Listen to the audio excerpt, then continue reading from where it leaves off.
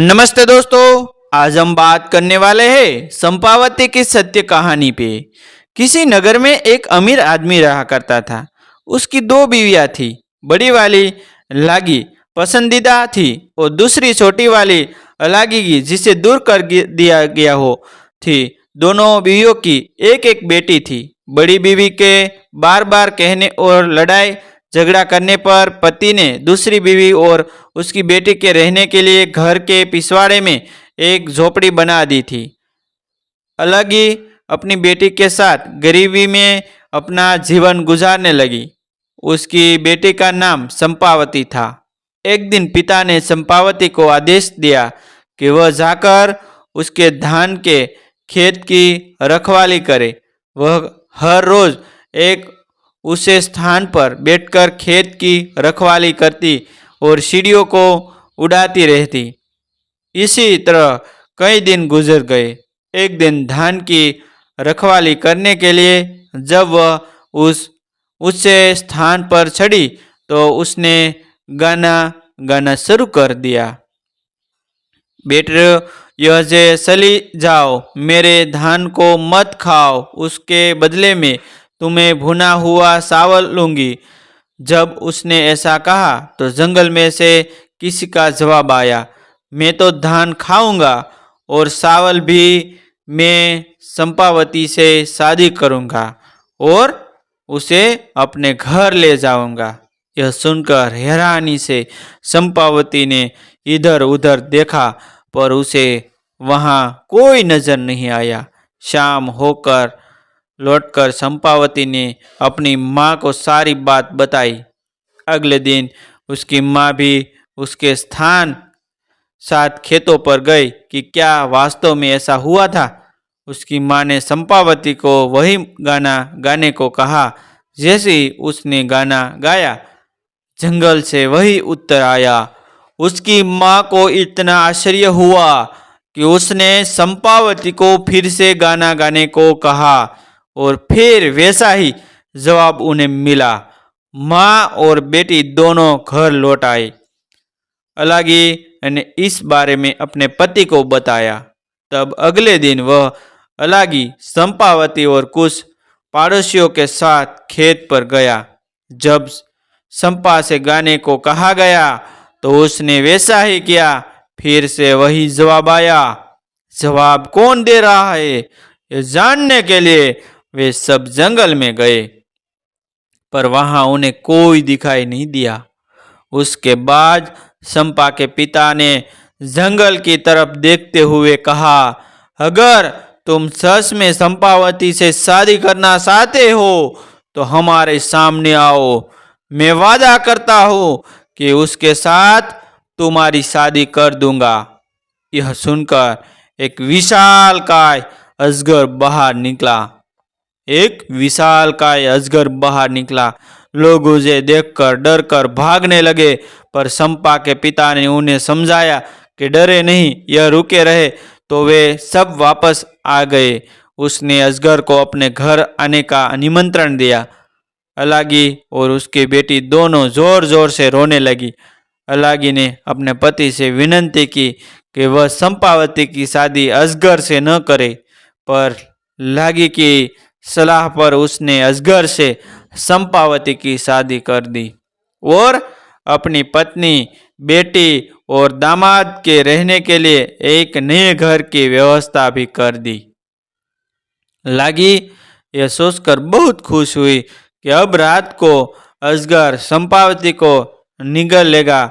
अजगर को चंपावती के साथ एक ही कमरे में रखा गया, यह सोचकर कि अब वह उसे निगल लेगा। चंपावती ईश्वर से प्रार्थना करने लगी। अगली सुबह उसकी माँ घबराई हुई जब चंपावती के कमरे में गए तो देखा कि उसकी बेटी तो सोने के आभूषणों से सजी हुई है, पर अजगर उसे कहीं दिखाई नहीं दिया। जब माँ ने बेटी को जगाया तो स्वयं को सोने के आभूषण से सजी देखकर उसकी खुशी का ठिकाना न रहा।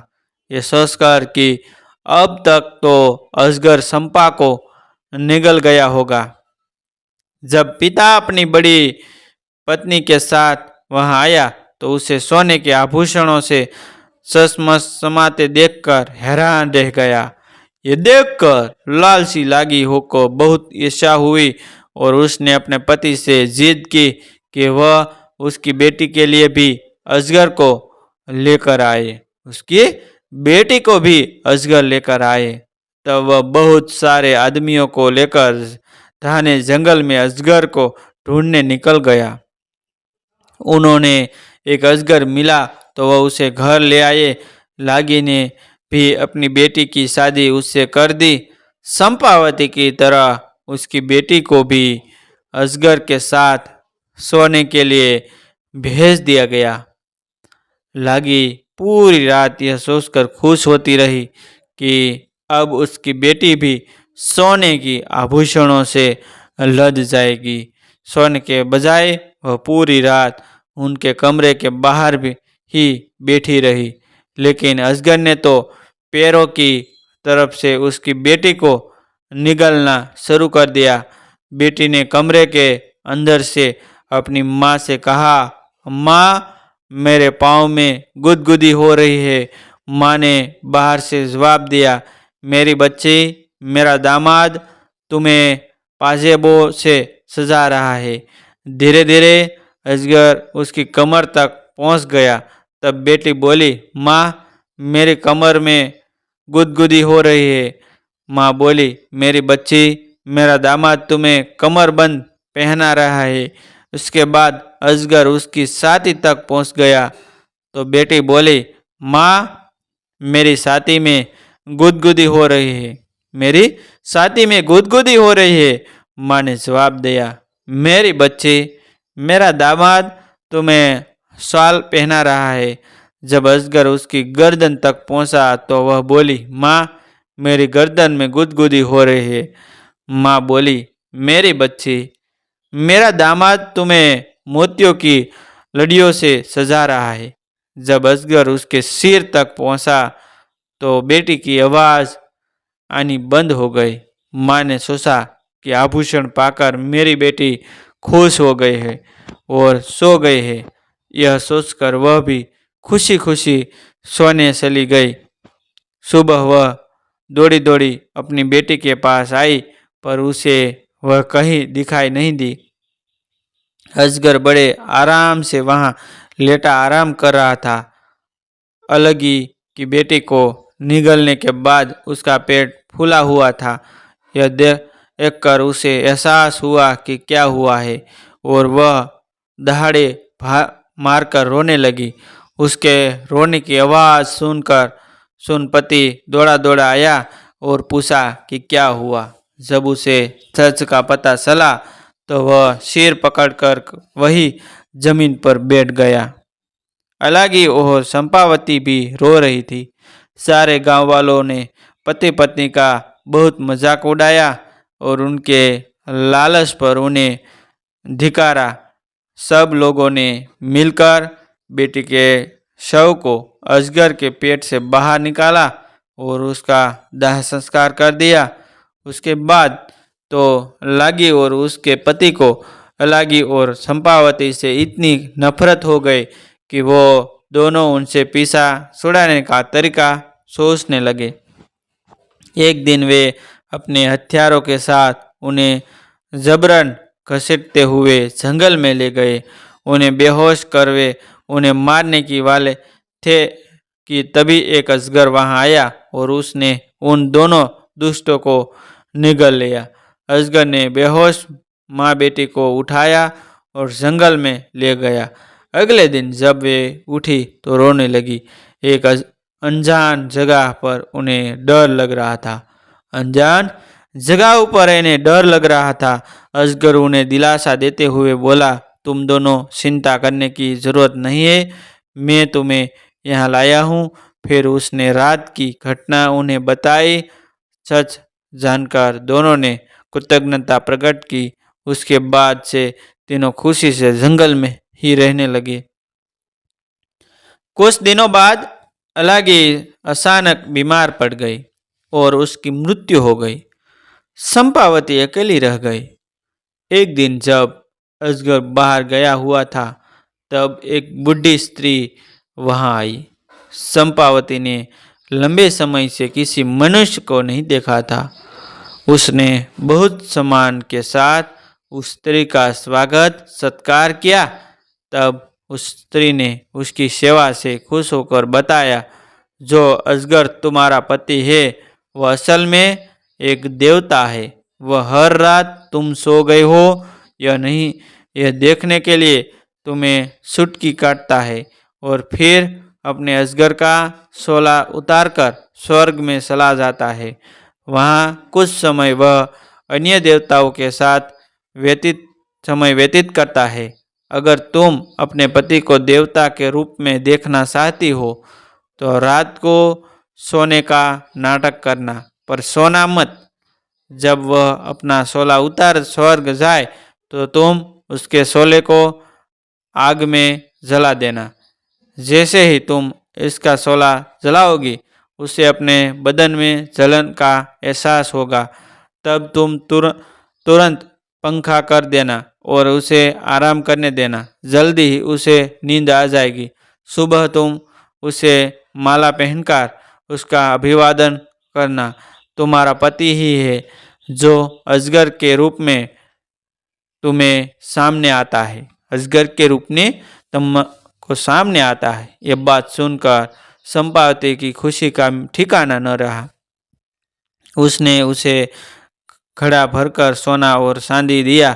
उसने वैसा ही किया जैसा कि बूढ़ी स्त्री ने बताया था, और उसके बाद वे कई महीनों तक सुखमय जीवन बिताते रहे। एक दिन जब उसका पति घर में नहीं था, तब वही बूढ़ी स्त्री फिर आई। चंपावती ने उसका स्वागत करने के लिए बाद उसके आने का कारण पूछा। वह चालाकी से बोली, मैं तो तुम्हारी भलाई के लिए ही यहाँ आई हूँ। कल दोपहर तुम अपने पति से एक ही थाली में अपने साथ खाना खाने को कहना। जब तुम दोनों एक साथ खाना खाओगे, तो वह तुम्हारे आकर्षण में इतना बंध जाएगा कि फिर कभी एक भी पल के लिए तुमसे अलग नहीं होगा। जब तुम खाना खा लो, तो उससे कहना कि तुमने उसके मुंह के अंदर बहुत सारे गांवों को देखा है। तब तुम उससे पूरा मुंह खोलने के लिए कहना, ताकि पूरी दुनिया को तुम देख सको। वह तुमसे नाराज होगा और कहेगा कि तुम उसे या पूरी दुनिया में से किसी एक को सुन लो, पर तुम कहना कि तुम दुनिया को देखना चाहती हो। वह अपना मुंह खोलकर तुम्हें पूरी दुनिया दिखा देगा और फिर एक नदी में चला जाएगा। वह तुमसे कहेगा कि वह तुमसे अब 6 महीने बाद मिलेगा, पर उसकी बातों में मत आना।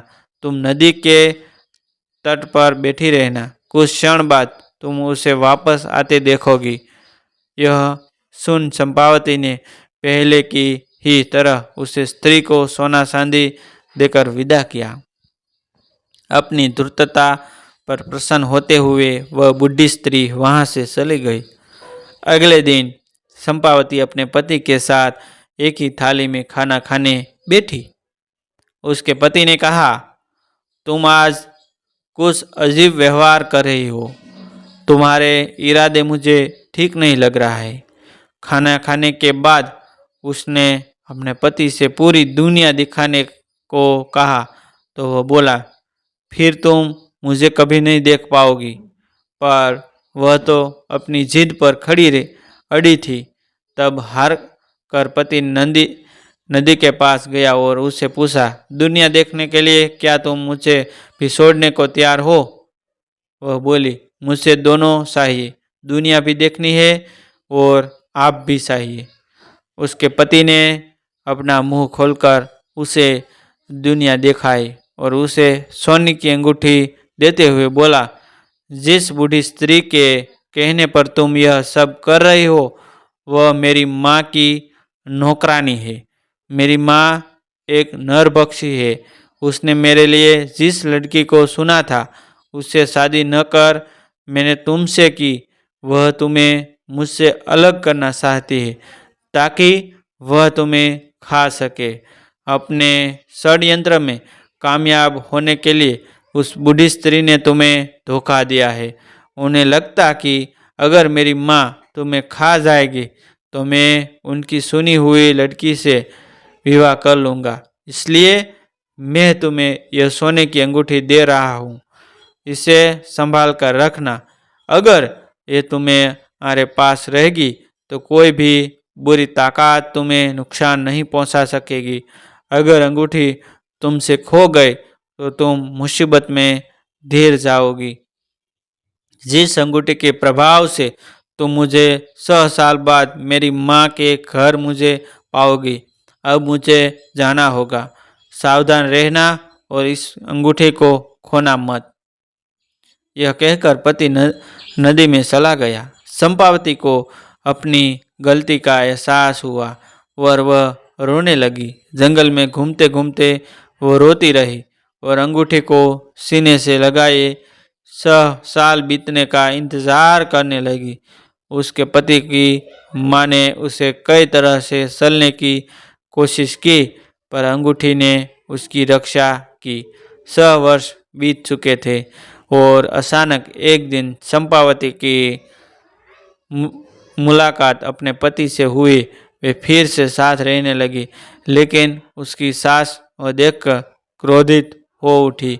जैसे ही चंपावती अपने पति से मिली, उसकी अंगूठी गायब हो गई, पर सुखी उसका बेटा चंपावती के साथ था। इसलिए सास उसको किसी तरह से नुकसान नहीं पहुंचा पाई। एक दिन उसने एक पत्र लिखा, यह मेरी सबसे बड़ी दुश्मन है, इसे खत्म कर दो, पर इसके मांस का एक टुकड़ा मुझे भेज देना। इसने वह पत्र चंपावती को दिया और उसे एक राक्षस के पास भेज दिया। सास के आदेश का पालन करने के लिए पति को बिना बताए वह उस राक्षस को पत्र देने चली गई। जब पति घर आया तो उसे पूछा, शक हुआ और वह चंपावती के पीछे पीछे गया। उसने इसके हाथ से पत्र छीन लिया और उसे पढ़ा। पत्र पढ़कर उसका गुस्सा 7वें आसमान पर पहुंच गया। वह घर गया और बिना कुछ कहे उसने अपनी माँ के प्राण ले लिए। उसके बाद वे दोनों दानवों के उस गांव को छोड़कर चले गए। दूसरे नगर में जाकर अपनी गृहस्थी बसाई और खुशी खुशी रहने लगी। थैंक यू दोस्तों, मिलते हैं एक न्यू स्टोरी के साथ, एक न्यू वीडियो के साथ।